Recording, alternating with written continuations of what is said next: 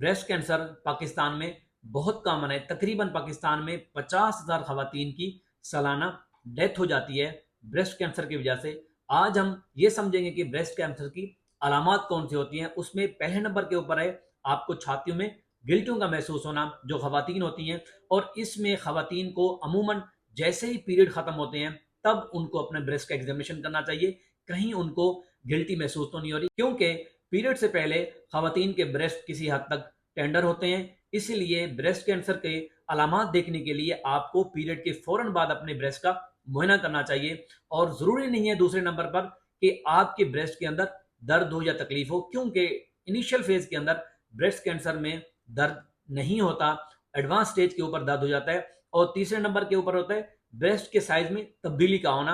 आप दोनों ब्रेस्ट को अगर सेल्फ एग्जामिनेशन करेंगे, देखेंगे कहीं आपको अगर तब्दीली महसूस हो रही है तो आपने डॉक्टर के पास लाजमी जाना है।